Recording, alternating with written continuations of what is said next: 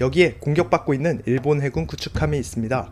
현재 폭탄 한 발을 아슬아슬하게 피하고 있는 중입니다. 이런 배에는 보통 일본군 병사들과 이들이 사용할 각종 물자가 잔뜩 실려 있었습니다. 셔틀 같은 존재였던 겁니다. 연합군 입장에서 이런 수송선단은 최우선 제거 대상이었습니다. 한편 구축함 뒤로 보이는 이 섬이 바로 뉴 아일랜드 섬입니다. 우리 이야기 배경입니다. 태평양 전쟁 당시 뉴 아일랜드 섬 최북단에는 캐비행이라는 일본군 보급 거점이 있었습니다. 이곳에 일본군 13,000명이 주둔하고 있었습니다. 그리고 연합군은 1943년부터 캐비행을 폭격해서 완전히 고립시킵니다. 일본군 지휘부는 도저히 연합군 폭격을 못 버티고 1943년 말에 보급 포기 선언까지 하게 됩니다. 대체 연합군 항공대의 힘이 어느 정도였길래 이런 결과가 나온 건지 궁금합니다. 그래서 오늘은 연합군 항공대의 활약, 캐비행 공격 이야기를 보겠습니다.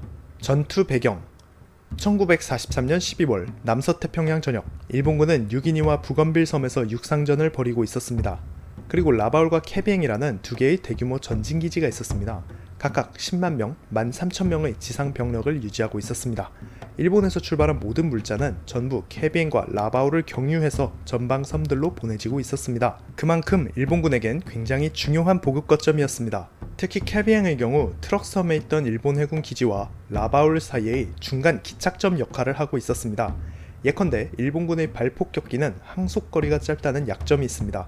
그래서 뉴기니 전역에 투입될 때는 트럭섬에서 출발해서 캐비행에 들렸다가 라바울로 오곤 했습니다. 또한 캐비행은 근처에 있던 애드미럴티 제도와 그린 아일랜드의 거점을 직접 지원하는 병참 기지였습니다. 이렇기 때문에 연합군의 최종 목표는 캐비행 점령 그리고 라바울 봉쇄였습니다. 그리고 연합군은 1943년 내내 거듭된 공세를 가해서 남서태평양 여러 섬들을 점령하고 비행장을 건설합니다. 이 비행장들을 선으로 연결해보면 일본군을 가두는 거대한 포위망이 만들어지고 있다는 것을 알 수 있습니다. 연합군은 애드미럴티 제도와 그린 아일랜드 그리고 캐비행까지 점령해서 포위망을 완성할 예정이었습니다. 하지만 그 전에 캐비행의 항구와 비행장을 무력화시켜야 했습니다. 우리는 미 해군 항공모함 함대와 미육군 제5항공대의 캐비행 폭격을 보겠습니다.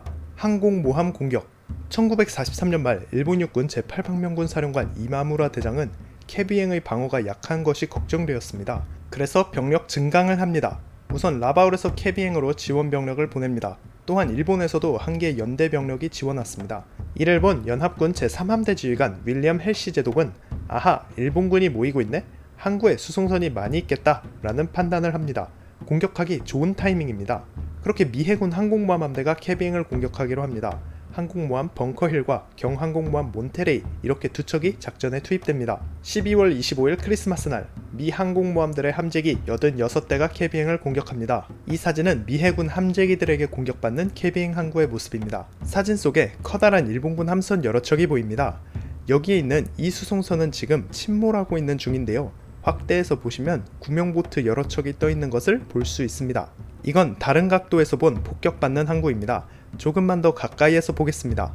먼저 항구 전체에 연기가 자욱한 모습 보실 수 있습니다. 여기엔 폭탄이 터지면서 생긴 물보라도 선명하게 찍혀 있습니다. 이 사진에선 일본군 기뢰제거함 두 척이 공격받는 중입니다. 뒤에는 일본군 수송선도 공격받고 있고 배들 사이로 날아가는 미군의 헬캣 전투기도 보입니다. 한편 배 주변엔 기총수사로 생긴 물결이 튀고 있습니다. 전투의 긴장감이 정말 잘 담긴 사진입니다. 이 사진은 그날 공격에서 침몰하고 있는 일본군 수송선입니다.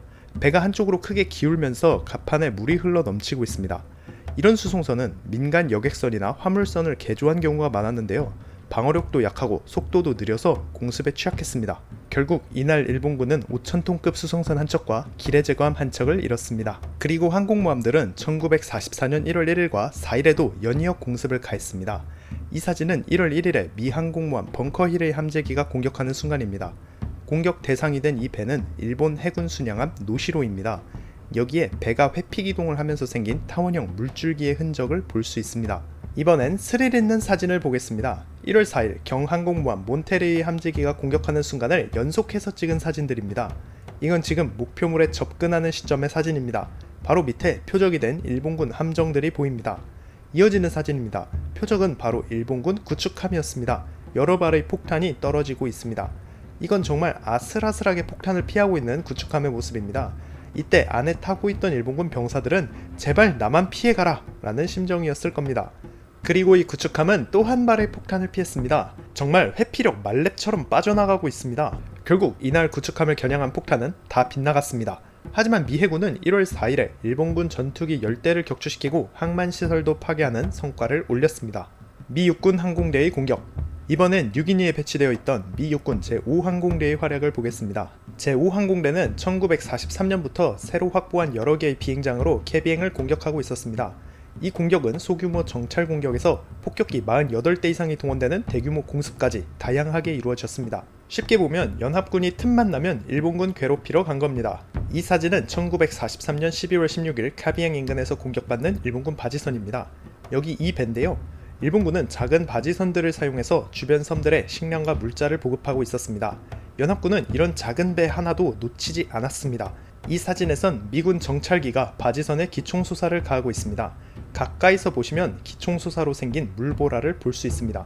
한편 바지선 안에는 쌀포대처럼 생긴 자루가 잔뜩 실려 있는데요. 식량을 싣고 가던 것으로 보입니다. 그리고 제5항공대의 주된 목표는 카비행 비행장이었습니다. 이건 오늘날 뉴 아일랜드 섬 카비행의 사진인데요. 흥미롭게도 여기에 일본군이 사용하던 비행장이 남아있습니다. 이건 1945년 카비행 비행장의 사진입니다. 거듭된 폭격에도 불구하고 비행장 상태가 양호합니다. 당시 일본군은 언젠가 자신들이 비행장을 다시 쓸 거라고 생각했고 정말 열심히 수리했다고 합니다. 한편 1944년 2월 15일에 연합군 병력 5,806명이 그린 아일랜드에 상륙을 감행합니다. 여긴 카비행에서 437km 떨어진 거리에 있는 가까운 곳입니다. 카비행을 쉽게 공격할 수 있는 위치입니다. 제5항공대 사령관이었던 케니 장군은 상륙을 지원하고자 2월 11일부터 3월 초까지 카비행에 집중 폭격을 가했습니다. 이 사진은 2월 14일 카비행 폭격이 끝난 직후입니다. 파괴된 일본군 시설에서 연기가 나고 있습니다. 참 흥미롭게도 항구가 거의 텅 비어 있는데요. 그 시점에 일본군은 폭격이 너무 심해서 선박 왕래가 크게 줄어든 상태였습니다. 이건 3월에 제5항공대 폭격기가 카비행을 공격하는 모습입니다. 일본군 수상기 여러 대가 파괴되는 중입니다. 옆으로는 일본군 막사가 보이고 뒤에는 폭발로 생긴 연기가 나고 있습니다. 1944년 들어서 카비행에 있는 일본군 시설은 철저히 파괴되었습니다. 여기에 폭격받고 있는 일본군 막사가 있습니다. 사진 구석에는 불타고 있는 항구가 보입니다. 이 사진 역시 카비행의 일본군 막사입니다. 건물이 제법 호화스럽게 생겼는데요. 당시 일본군 간부들 관사로 쓰이던 집입니다. 지붕에 위장 도색까지 되어 있습니다. 촬영 직후 폭격을 받고 파괴되었습니다. 이건 제5항공대의 미첼 폭격기가 카비행에 있던 일본군 배를 공격하는 사진입니다. 지금 엄청난 기총수사가 가해지고 있는데요. 미첼 폭격기에 장착된 59경 기관총 8개의 위력을 느낄 수 있습니다. 거기에 더해서 이 배는 지금 폭탄 한 발을 맞은 상태입니다. 이 배도 미첼 폭격기에게 공격받는 중입니다. 배 위에는 이미 화재가 발생했습니다. 여러 발의 폭탄이 투하되고 있고 지금 폭탄 한 발이 명중하긴 했지만 아직 폭발하진 않았습니다. 이 사진은 폭격 직후 침몰하는 일본군 배의 최후를 보여주고 있습니다. 주변에 배 잔해만 쓸쓸하게 떠다니고 있습니다. 이렇게 오고 가는 일본군 수송선단은 죄다 침몰하고 있었습니다. 카비행은 보급이 차단된 겁니다. 카비행 봉쇄. 1944년 3월 연합군은 케이프 클러스터, 아라웨, 그린 아일랜드 그리고 애드미럴티 제도까지 점령하는 데 성공합니다. 라바울과 카비행에 집중된 일본군 거점을 봉쇄하는 거대한 포위망이 완성되기 직전이었습니다. 사실상 남은 건 카비행뿐이었습니다. 이에 따라 일본군은 전투 준비에 들어갔습니다. 이건 카비행 해안가에 있는 일본군 요새입니다. 밑에는 진지가 있고 위로는 망루가 높이 솟아 있습니다. 연합군 항공대 접근을 탐지하는 용도로 쓰였습니다. 이 사진은 카비행에 있던 일본군 대포입니다. 연합군 상륙부대를 공격하는 용도로 쓰일 겁니다. 옆에서 일본군 장교 한 명이 포즈를 취하고 있습니다. 이건 군함 한 포로 만든 일본군 토치카입니다. 카비행 해안가에 배치되어 있었습니다. 역시 연합군 상륙을 저지하기 위해 만든 겁니다. 하지만 일본군이 기다리고 있던 연합군의 카비행 상륙은 일어나지 않았습니다. 오히려 연합군은 3월 20일에 에미라우 섬을 점령합니다. 이렇게 해서 포위망은 완성됐습니다. 연합군 입장에선 굳이 손해를 감수하면서 카비행을 직접 점령할 필요는 없다는 거죠. 왜냐? 그 시점에 라발과 카비행의 일본군은 이미 봉쇄됐습니다. 수많은 연합군 비행장에 포위돼서 매일 난타를 당하는 상태였습니다. 그리고 라바울과 카비행, 트럭섬을 연결하는 일본군 루트는 트럭섬이 2월에 대규모 공습을 받고 연합군이 애드미럴티 제도와 에미라우 섬을 점령하면서 사실상 사라졌습니다. 이로써 카비행의 일본군은 철저히 고립됩니다. 완전한 절해 고도에 떨어졌다고 볼 수 있습니다. 결말, 일본군 생존기. 고립된 일본군의 최후는 어땠을까요? 놀랍게도 이들은 전쟁 끝날 때까지 버텼습니다. 종전 후 일본군 포로에 대한 기록을 보시면 라바울의 일본군 10만 명, 그리고 주변 섬들에 4만 명이 흩어져 있었다고 합니다.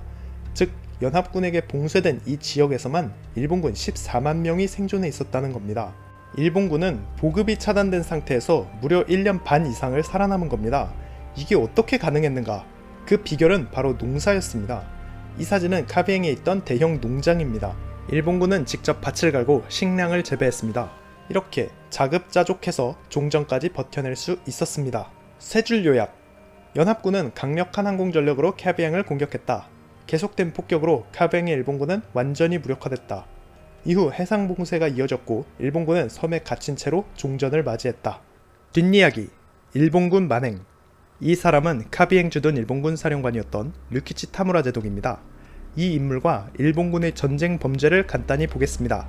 사건의 발단은 1944년 3월 20일 미군 전함의 카비행 포격이었습니다. 사진 속의 미 해군 뉴멕시코급 전함들은 14인치 함포로 카비행을 아주 박살냈습니다. 문제는 타무라 제독이 이날 전함 포격을 받고 나서 좀 충격을 받았던 겁니다. 이거 연합군이 카비행에 상륙하려고 사전 포격하는 건가? 라는 생각을 한 것이죠. 그래서 카비행에 있던 호주 민간인 포로 23명을 처형하라는 명령을 내렸습니다. 민간인 학살이라는 아주 악랄한 전쟁 범죄를 저지른 것입니다. 종전 후 이 사건의 주범인 타무라 제독과 부하 5명은 재판에 서게 됩니다. 법정 증인석에 앉아있는 이 사람이 바로 타무라 제독입니다. 여기서 타무라는 사형 선고를 받습니다. 그리고 1948년에 형이 집행됐습니다. 카비행에서 벌어진 이 민간인 학살은 태평양 전쟁 기간에 일본군이 저지른 숱한 전쟁 범죄의 극히 일부분이었습니다. 그러면 시청해주셔서 감사합니다.